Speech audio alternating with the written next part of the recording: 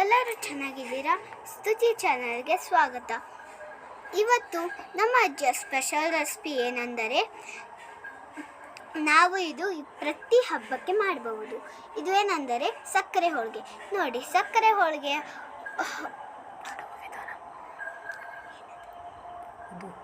ಹುದುನ ಹೀಗೆ ಮಾಡಬೇಕು. ಸ್ವಲ್ಪ ಸಕ್ಕರೆ ಪುಡಿ ಹಾಕಿ ತುಪ್ಪ ಹಾಕಿ ಚೆನ್ನಾಗಿ ಕಲಸಬೇಕು.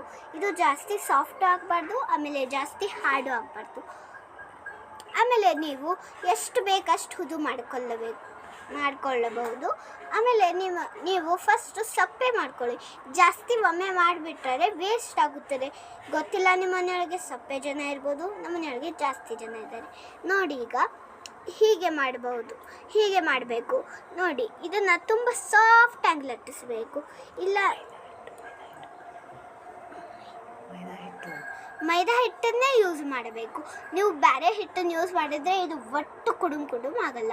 ಇದನ್ನು ಎಷ್ಟು ದಿನ ಬೇಕಷ್ಟು ದಿನ ಸ್ಟೋರ್ ಮಾಡ್ಬೋದು. ಇದನ್ನು ತುಂಬ ಸಾಫ್ಟಾಗಿ ಲಟ್ಟಿಸಬೇಕು. ನೋಡಿ, ನಮ್ಮ ಅಜ್ಜಿ ಎಷ್ಟು ಸಾಫ್ಟಾಗಿ ಲಟ್ಟಿಸ್ತಿದ್ದಾರೆ. ಇಲ್ಲಿ ನೋಡಿ, ಇದನ್ನು ಪೂರ್ತಿ ಲೋ ಫ್ಲೇಮ್ನಲ್ಲಿ ಇಟ್ಟು ಇದನ್ನು ಬೇಯಿಸಬೇಕು. ನೋಡಿ, ಈ ಥರ ಇದು ತುಂಬ ಚೆನ್ನಾಗಿ ಟೇಸ್ಟ್ ಬರುತ್ತದೆ. ಇದು ತುಂಬ ಕ್ರಿಸ್ಪಿನೂ ಆಗುತ್ತದೆ. ಇದನ್ನು ನೀವು ಒಂದ್ಸತಿ ಟ್ರೈ ಮಾಡಿದ್ದರೆ ನೀವು ಪ್ರತಿ ಹಬ್ಬಕ್ಕೆ ಇದೇ ಹೋಳಿಗೆ ಮಾಡುತ್ತೀರಾ. ಐ ಹೋಪ್ ನಿಮಗೆ ಇದು ಸೇರುತ್ತದೆ. ಇದರ ಟೇಸ್ಟ್ ಇದು ನೋಡಿ. ಈಗ ನಮ್ಮ ರುಚಿಯಾದ ಹೋಳಿಗೆಗಳು ರೆಡಿ ಆಗ್ತಾ ಇದ್ದಾವೆ. ನೋಡಿ, ಹೀಗೆ ಮಾಡಬೇಕು.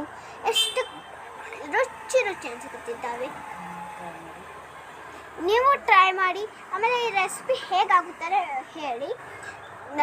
ಸೇರ್ತಂದರೆ ಕಾಮೆಂಟ್ ಮಾಡಿ. ಎಲ್ಲಿಂದ ನೋಡ್ಲಿಕ್ಕತ್ತೀರ ಅದನ್ನು ಕಾಮೆಂಟ್ ಮಾಡೋದು ಮರಿಬೇಡ್ರಿ. ಸಬ್ಸ್ಕ್ರೈಬ್ ಮಾಡಿರಿ ಯಾರು ನೀವು ಇದ್ದೀರಿ. ಶೇರ್ ಮಾಡಿರಿ, ಲೈಕ್ ಮಾಡಿರಿ. ಆಮೇಲೆ ನಿಮಗೆ ಈ ಸೇರ್ತಂದರೆ ಚಲೋ ಆಗಿದೆ ಅಂತ ಹೇಳ್ರಿ.